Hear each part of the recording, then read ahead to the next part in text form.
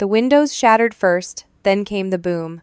Glass fragments rained across the kitchen counter as I stood frozen, spatula in hand, pancake batter dripping onto the floor. The force knocked our family photo from the wall, Ellis's smile hitting the tile in slow motion, frame splintering on impact. 3 miles away, the horizon glowed orange. "Ellis," I whispered, dropping everything and running for the door. My car wouldn't start. "Not today. Please, not today." I ran 6 blocks toward the chemical plant, lungs burning, until police barricades stopped me. Black smoke billowed from where the east wing of the facility had stood that morning. Ambulances streamed past. I spotted Yvonne, who worked with Ellis in quality control, her face smeared with ash. "Lina!" She grabbed my shoulders. "Ellis was in testing. East sector." My knees gave out. They wouldn't let me identify his body right away. "Too badly burned," they said. The plant's industrial accident response team took over. Corporate suits appeared within hours. "Mrs. Vargas?" A woman with calculator eyes approached me in the hospital waiting area. "I'm from Human Resources. I need to ask about identifying marks your husband may have had." I clutched my wedding ring, pressing its metal into my palm. A tattoo. On his right forearm, 3 connected triangles with numbers underneath. Astronomical coordinates.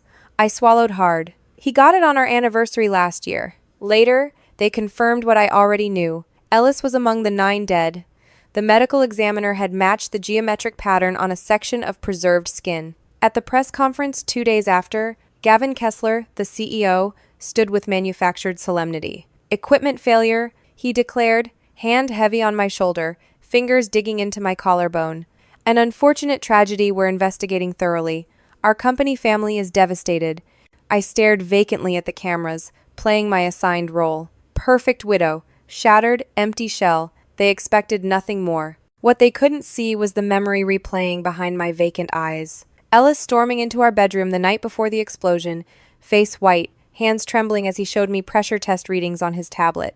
"They're ignoring regulatory limits on the hydrogen tanks," he'd whispered. "I found maintenance requests dating back months, all denied by leadership. Tomorrow I'm bringing everything to the safety board." "Why not tonight?" I'd asked. Ellis shook his head. "I need one more piece of proof. The quarterly inspection report they hid from regulators.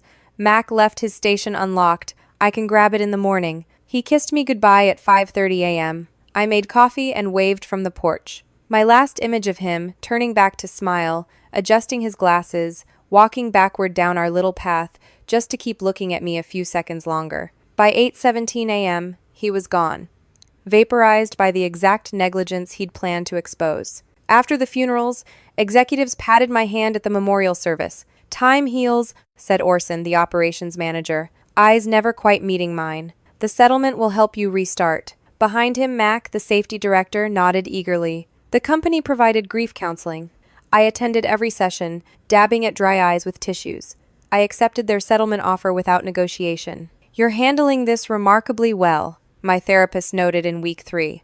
I wasn't handling anything. I was calculating, watching, learning their patterns. Every night I woke, gasping from the same dream.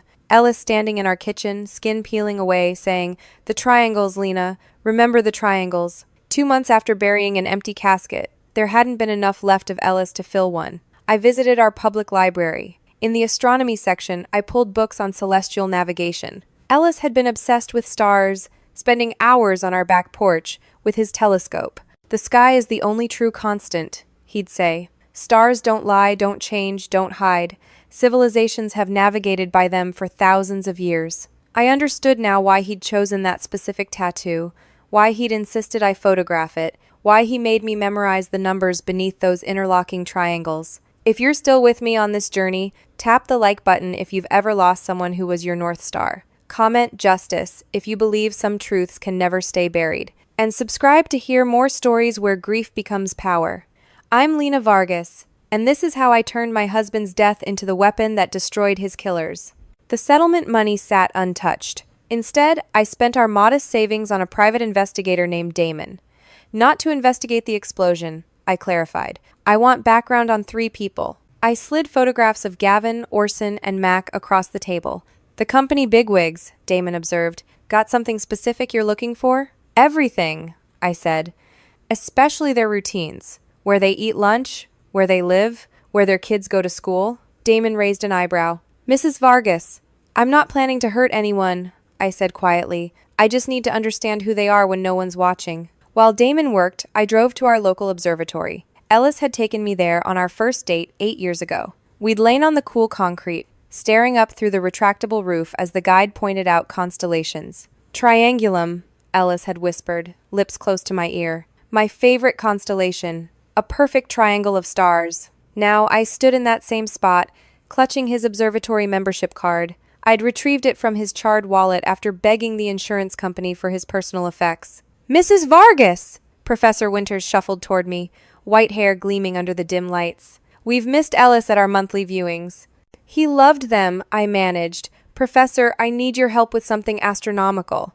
The old man's eyes lit up behind thick glasses. Anything for Ellis's widow. I showed him the photograph of Ellis's tattoo. These numbers beneath the triangles. They're coordinates of some kind, but I can't decipher them. The professor studied the image.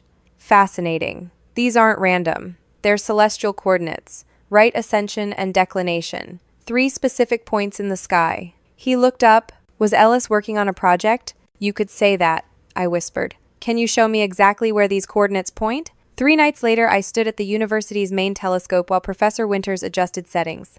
The first set of coordinates should be visible now, he said, stepping aside. I peered through the eyepiece. A bright star, exactly where Ellis had specified in his tattoo. Now the second, Professor Winters said, recalibrating. Another star, forming a line with the first.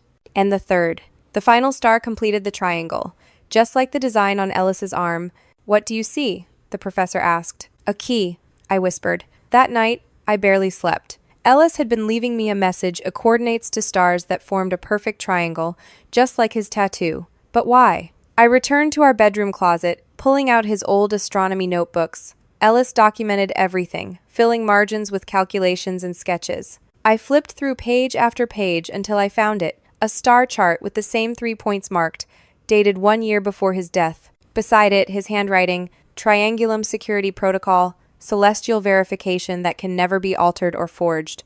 I stared at the page, pulse quickening. Ellis had created a security system based on astronomical coordinates, something unchangeable, something that couldn't be hacked or manipulated. Something only I would understand. My phone buzzed. Damon. They're celebrating, he said, without preamble. Company stock hit a record high today after they announced the accident investigation concluded with no findings of negligence. Where? Lambert Steakhouse. Private room. Kessler ordered champagne. I ended the call and returned to Ellis's notebook, flipping faster now. Near the back, I found what I needed. A page titled Triangulum Key, sequence 847921632. The numbers in his tattoo. 3 days later, I sat in our attic, surrounded by Ellis's astronomy equipment. His laptop hadn't been at the plant during the explosion. The company assumed any damaging information had died with him. They were wrong. I entered the sequence from his tattoo into his password manager. Access granted. Then I opened his cloud storage account, typing in coordinates from the 3 stars I'd observed, converted to decimal form as Ellis had shown in his notes. The screen flashed, then folders appeared, dozens of them, labeled by date going back 18 months. Inside, pressure valve testing reports, maintenance request denials, temperature readings that exceeded safety thresholds, photographs of corroded pipes marked for replacement, with supervisors' signatures rejecting the work orders, communications between executives discussing costs versus compliance. Most damning, an audio file dated the night before the explosion. Ellis had recorded a meeting from his hidden phone. We can't afford regulatory inspection now, Gavin's voice, unmistakable. The IPO is next month. Delay repairs until after we go public. But the East Wing tanks are at critical pressure, Ellis argued. The safety margins? Are guidelines, Orson interrupted. Not requirements. Handle it, Ellis, Gavin snapped. Or we'll find someone who will. My hands shook as I listened to my husband's final hours. He'd known, he'd prepared, he'd created a star-mapped safety net they never imagined. The doorbell rang, interrupting my thoughts. I closed the laptop and went downstairs. A courier stood on my porch with a large envelope. Delivery from Damon Investigations. Inside, photographs.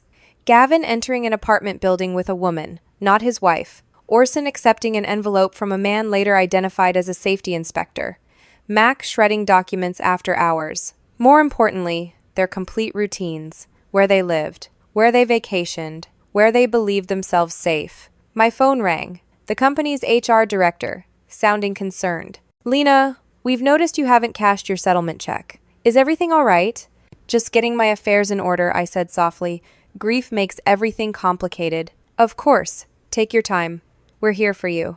I ended the call and looked down at Ellis's astronomy charts spread across the floor, at the photographs of the men who had killed him, at the coordinates that would become their undoing. The final pieces were falling into place. The stars had aligned, and no one suspected the grieving widow of anything except sorrow. As winter frosted our little town, I stopped being Lina Vargas. I became someone else, someone hollow-eyed, who volunteered at the Plant Workers Memorial Foundation, who attended corporate-sponsored grief retreats, who nodded vacantly when executives spoke of moving forward.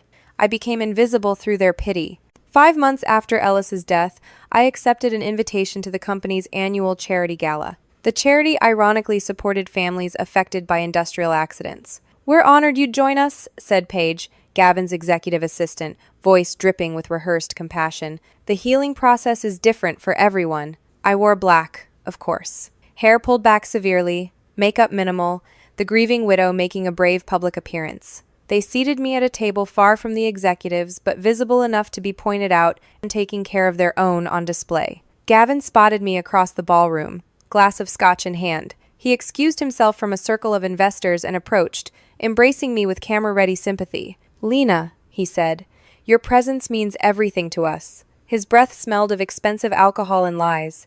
"Ellis would have wanted me here," I replied softly. "He was a valuable team member," Gavin nodded, eyes already scanning the room for more important people. "He always said the stars would guide me if he couldn't," I added, watching his face carefully. Something flickered in Gavin's expression, confusion, perhaps concern, but vanished instantly. "That sounds like him. Always had his head in the clouds." He patted my arm and moved on, dismissing me as harmless. What he didn't see, I'd placed a tiny astronomy-themed pin on my dress, 3 triangles, interlocked, a silent message to Ellis, and a warning to those who thought I was merely broken. The next morning, I continued my transformation. I cut my long hair to shoulder length, dyed it subtly lighter, joined a gym, started running every day at sunrise, the same time Ellis had left for work that final morning. Physical change mirrored my internal metamorphosis. With each mile, I shed tears and weakness.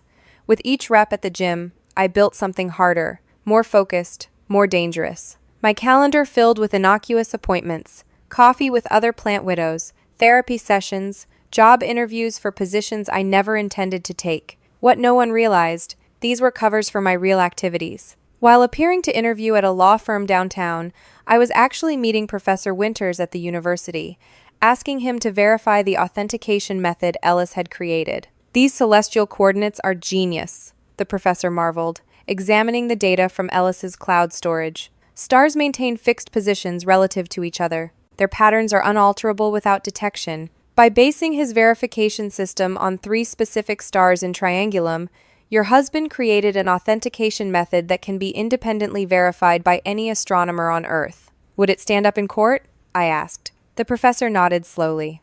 "With proper expert testimony, absolutely. The stars themselves become witnesses that cannot be bribed or threatened." I visited Ellis's former colleagues under the guise of collecting memories for a memorial book. Each conversation yielded fragments: who had been near the East Wing tanks that morning, who had access to the maintenance controls, who had suddenly purchased luxury homes after the company's recent public offering. "Ellis was worried those final weeks," whispered Jenny from accounting. "He stayed late reviewing purchase orders. Something about replacement parts that were authorized but never installed." After each conversation, I returned home to add details to my growing constellation of evidence on our guest room wall.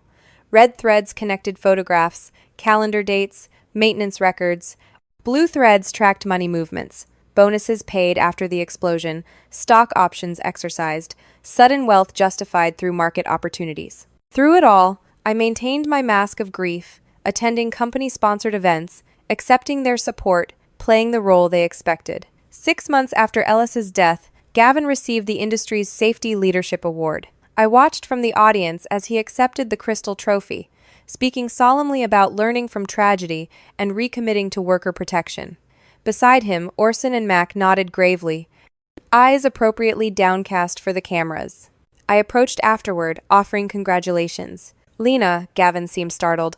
I didn't know you'd be here. I find it helps, I said, being around people who knew Ellis. Of course. He cleared his throat. We're finalizing plans for the memorial garden at the rebuilt facility. Your input would be valuable. I'd like that, I said, touching his arm with just enough pressure to seem grateful. Ellis always said beautiful things can grow from destruction. Later, at home, I removed my dress and scrubbed my skin raw in the shower, washing away the feeling of their presence. I dressed in Ellis's old observatory sweatshirt and returned to my work. Damon's latest report confirmed what I'd suspected. The company had destroyed evidence after the explosion. 3 maintenance workers had been paid substantial bonuses before relocating to different states. The safety inspector who certified the facility had purchased a vacation home in Costa Rica 1 week after clearing the company of wrongdoing. It's a pattern, Damon said, spreading photographs across my kitchen table. But patterns aren't proof. I have proof, I replied, thinking of the star-authenticated files waiting on Ellis's cloud drive. Then what do you need me for? I met his eyes steadily. To help me understand when they feel safest, when they believe they've completely escaped consequences. Damon stared at me for a long moment. The company's going public next month. Stock value has tripled since they cleared the investigation. They're celebrating with a week-long executive retreat at White Pine Lodge, families included. White Pine, I repeated, where Ellis and I had our honeymoon. The universe has a sense of irony, it seems. If you've been following my story and know what it's like to be underestimated, to be dismissed as harmless while you're gathering your strength, tap the like button. Comment stars if you believe some forces in this universe are constant and unchangeable. Subscribe if you want to see how a woman with absolutely nothing left to lose becomes the most dangerous person alive. 8 months after the explosion, I accepted a dinner invitation from Mac, the safety director. His wife had suggested it to help with your healing, she claimed. I knew the real purpose. They wanted to assess whether I remained safely numbed by grief. We met at an upscale restaurant downtown. Mac ordered expensive wine, talked about the company's exciting future. His wife, Diane, asked gentle questions about how I was coping, eyes searching for any hint I might become problematic. Actually, I said, twirling pasta around my fork, I'm thinking of moving away. Too many memories here. The relief on their faces was immediate. Diane reached across to squeeze my hand. That sounds healthy, she said. A fresh start. Where are you thinking? Mac asked, signaling for more wine. I'm not sure yet, I replied. Ellis always said to follow the stars. Mac's smile faltered slightly. Ellis and his stars, he chuckled, a forced sound, always had his head in the clouds. Did you know, I asked casually, that ancient navigators could pinpoint their exact location with just 3 stars? They called it triangulation. When your landmarks are celestial, certain things become impossible to hide. Mac's glass paused halfway to his lips. Interesting fact, he managed, eyes flickering to his wife. I smiled innocently and changed the subject to their children's summer activities. That night I couldn't sleep. The walls of our home, Ellis's home, seemed to pulse with his absence. In our backyard I set up his telescope and focused it on Triangulum. The 3 stars forming his tattoo pattern shone back at me, unchanged and unchangeable. I'm close, I whispered to the night sky. They're starting to feel it, Ellis. That creeping doubt, that hint that something's coming.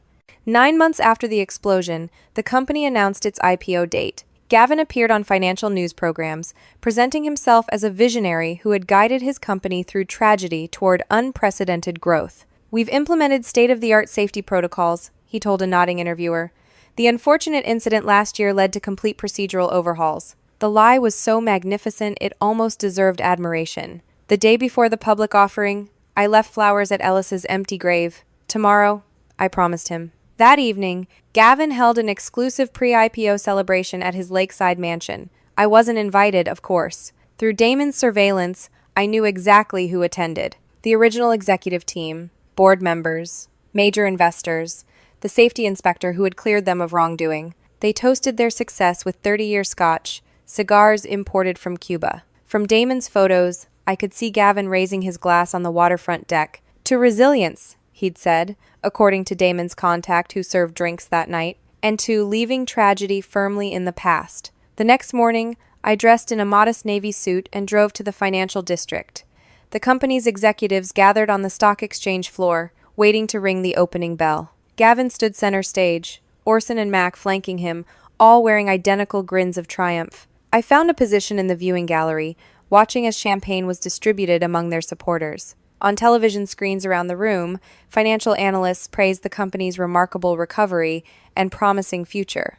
The clock counted down. Gavin's hand hovered over the ceremonial bell. 10 seconds. 9. 8. My phone buzzed with a message from Professor Winters. Authentication complete. All verified. 7. 6. 5. Gavin smiled for the cameras. The picture of corporate success. 4. 3. 2. I closed my eyes briefly, seeing Ellis's face, the triangles on his arm, the stars that had guided me here. 1. Gavin struck the bell with theatrical flourish. Applause erupted. Ticker symbols flashed on the massive screens. The stock price immediately jumped.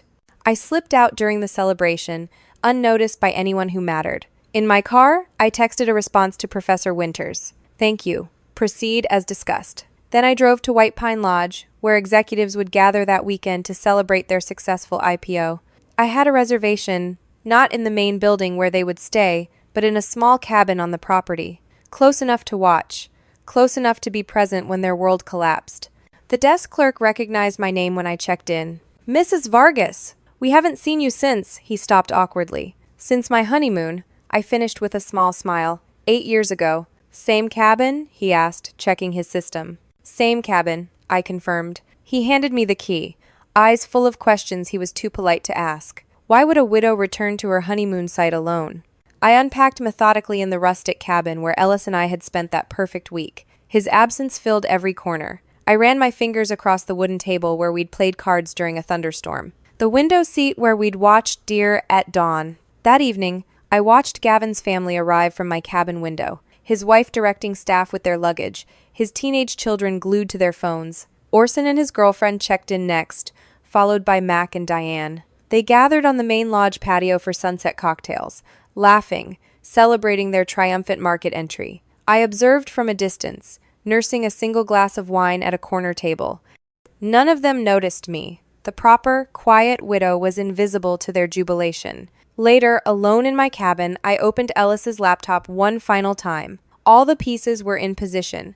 Evidence authenticated by astronomical constants that couldn't be manipulated. Triangulation complete, as Ellis would say. Tomorrow would bring their reckoning. I stepped outside, gazing up at Triangulum shining in the clear mountain sky. The same stars that had witnessed our honeymoon now witnessed my transformation, from grieving widow to instrument of justice. My phone buzzed with a final confirmation from Professor Winters. Astronomical authentication accepted by authorities. Everything is ready. I put the phone away and continued staring upward, suddenly aware that my hands had stopped shaking. The constant tremor that had plagued me since Ellis's death had vanished, replaced by a terrible stillness. Tomorrow, 9 months of calculated patience would end. Tomorrow, the stars would speak. I woke at dawn, my ritual since Ellis died. The wooden floor of the cabin creaked beneath my feet as I slipped outside with a mug of black coffee. Morning air crisp, mountains silhouetted against lightning sky. From my position, I could see the executive cabins, their lights still dark, dreams still pleasant, the final morning of their unburdened lives. I showered, dressed carefully in black slacks and a simple blouse, applied minimal makeup, pulled my hair back. Today, I was neither grieving widow nor vengeful wife. I was simply the instrument through which truth would speak. At 9, I saw them gathering for breakfast on the main lodge terrace. Champagne mimosas, children splashing in the pool. Gavin holding court at the center table, gesturing animatedly as investors laughed at his jokes. The company's stock had jumped 37% in its first day of trading. Their collective net worth had multiplied overnight. My phone vibrated. A text from Professor Winters. Press conference scheduled for 11 a.m. They're ready. I responded with a single word, confirmed. At 10:30, I walked across the grounds toward the main lodge. Several executives spotted me, their expressions cycling through recognition, surprise, discomfort. Gavin broke away from his group to intercept me. Lina, he called, voice pitched with artificial warmth. What a coincidence. Is it? I smiled mildly. This was where Ellis and I honeymooned. I come every year. A lie. Our first anniversary here had been planned, then cancelled when Ellis detected the first pressure anomalies at the plant. Work came first. Always. How thoughtful, Gavin replied, glancing at his watch. Are you staying long? Just today, I said. Some things require presence to honor properly. His smile tightened. Well, enjoy your stay. If you'll excuse me, we have a conference call with investors. Of course.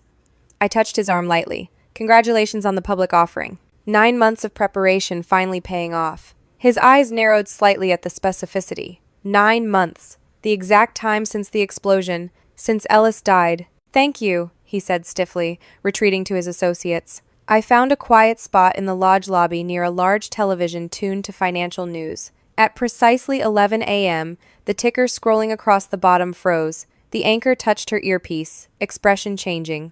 We're cutting to a breaking news conference from the State Attorney General's office, she announced. The screen switched to a podium where Attorney General Willow stood flanked by federal investigators and Professor Winters. Behind them, a projection screen displayed 3 interconnected triangles, Ellis's tattoo design. In the executive dining room visible through glass doors, I watched Gavin freeze mid-sentence, eyes locked on the television. Today, we're announcing indictments in last year's chemical facility explosion that killed 9 workers, the Attorney General began. Following a 9-month investigation, we've uncovered evidence of criminal negligence, obstruction of justice, and corporate fraud at the highest levels. The camera panned across stern-faced investigators. Professor Winters adjusted his glasses nervously. The evidence comes from an unprecedented source, the Attorney General continued. The deceased safety engineer, Lina Vargas, created an authentication system based on astronomical coordinates tattooed on his own body. These coordinates, when properly aligned with specific stars in the Triangulum constellation, provide access to encrypted files that have been independently verified by the National Observatory. On screen, the triangle symbol transformed into star charts showing the exact authentication method. In the dining room, executives scrambled for their phones. Orson knocked over a mimosa, orange liquid spreading across white tablecloth. Mac's face drained of color. These files include maintenance records, safety violations, and recorded conversations proving executives knowingly operated dangerous equipment, denied critical repairs, and deliberately concealed violations from regulators, the Attorney General said. Most damning is evidence that executives were warned of imminent catastrophic failure but chose to delay repairs until after their planned public offering. The screen displayed photographs. The same East Wing tanks from Ellis's files. Temperature readings in red. Pressure gauges beyond safety limits. The astronomical authentication makes these files virtually impossible to dispute, Professor Winters explained, stepping forward. Star positions provide an unalterable timestamp and verification method. The coordinates from Mr. Vargas's tattoo create a 3-point celestial reference that cannot be manipulated. Gavin stood now, shouting instructions at subordinates. Others rushed for exits. Security personnel appeared at lodge doorways, blocking departures. I remained motionless in my corner chair as the Attorney General continued. We've issued warrants for 16 executives and board members. Additionally, we've filed emergency motions to freeze all proceeds from yesterday's public offering pending criminal proceedings. The screen split to show federal agents entering company headquarters, carrying boxes of additional materials. Stock tickers showed the company's shares plummeting in real time. I rose slowly, walking toward the executive dining room as chaos erupted inside. Gavin spotted me through the glass, comprehension dawning on his face. I pressed my palm against the door, our eyes locked. In that moment, he understood completely. I hadn't been grieving for 9 months. I'd been calculating, waiting, allowing them their false victory before revealing that Ellis's death, the very thing they thought had silenced him, had become the key to their destruction. Because who suspects a grieving widow? I entered the dining room as federal agents streamed in from side entrances. Gavin lunged toward me, face contorted. "What have you done?" he hissed. "Nothing," I answered calmly. Ellis did everything. I merely followed the stars he left for me. "Mrs. Vargas?" An agent approached. "We have questions about accessing the remaining files." "Of course," I replied. As they led Gavin away in handcuffs, he looked back at me, incomprehension still etched in his features. "How?" he demanded. "We checked everything. His work computer, his files, his office. There was nothing." "You checked where he worked," I said softly. "But the stars are everywhere, Gavin. Ellis knew you'd destroy evidence on Earth, so he anchored it to something beyond your reach." That night, after the arrests, after watching the company's stock collapse to pennies, after giving my statement to federal prosecutors, I returned to our honeymoon cabin. I uncorked the bottle of wine Ellis and I had saved for our 10th anniversary, still 2 years away. I carried my glass outside, settling into an Adirondack chair beneath the night sky. Triangulum shone clearly overhead, the 3 stars forming Ellis's protective triangle. "You did it," I whispered upward. "Your death wasn't their victory, it was their undoing." The astronomical authentication had been Ellis's masterstroke. By linking his files to star positions, he'd created evidence that couldn't be tampered with mechanisms that only activated after his death. The explosion that was meant to silence him instead amplified his voice through me, through the immutable stars, through a truth that couldn't be buried. 9 months of patience. 9 months of transformation from grieving widow to instrument of cosmic justice. I traced the outline of my own new tattoo, 3 different triangles with different coordinates. Not a copy of Ellis's design, but a continuation. My own constellation to navigate by. The next morning, reporters gathered outside the lodge as executives were escorted to waiting federal vehicles. I watched from my cabin porch, invisible once more. My task completed. Professor Winters called as I packed my bag. "They're saying it's unprecedented," he marveled. "Using astronomical coordinates as authentication. The verification method has already been named after Ellis, the Vargas Protocol. It will change how whistleblowers protect crucial information." "That would have made him happy," I said, picturing Ellis's face the night he'd first shown me the stars through his telescope, how he'd guided my hand to trace Triangulum's shape. "What will you do now?" the professor asked. I looked out the cabin window at the mountains beyond. "Follow the stars," I answered simply. 1 year after the explosion, all 16 executives received federal prison sentences. The company dissolved. Civil suits from all 9 victims' families were settled for uncapped amounts. My portion went to establishing the Triangulum Foundation, supporting workplace safety whistleblowers. I moved away from our little house with its 2 big memories, found a small apartment near the University Observatory where Ellis and I had our first date, took astronomy classes, learned to map the heavens as he had. Each quarter, Professor Winters and I select new whistleblower cases to support. Each quarter, I visit Ellis's grave with star charts showing new constellations I've learned to navigate by. I no longer wake gasping from nightmares. Instead, I often dream of Ellis pointing upward, smiling as he explains how stars align in perfect triangles, creating patterns that outlast everything earthly, even grief, even justice, even love. Some say the dead can't speak, but Ellis proved them wrong. Through astronomical constants, through unalterable star positions, through coordinates tattooed on skin that survived even when he didn't, he testified against those who thought they'd silenced him forever. They never understood a fundamental truth. Some forces cannot be corrupted, some witnesses cannot be intimidated, and some losses transform ordinary people into something unstoppable. If my story has taught you anything about justice, about patience, about the power of turning grief into your greatest strength, tap that like button. Comment Triangulum if you believe some truths are written in the stars, and subscribe to hear more stories of ordinary people finding extraordinary strength in their darkest moments. Because remember, the night is darkest just before you find your constellation to navigate by.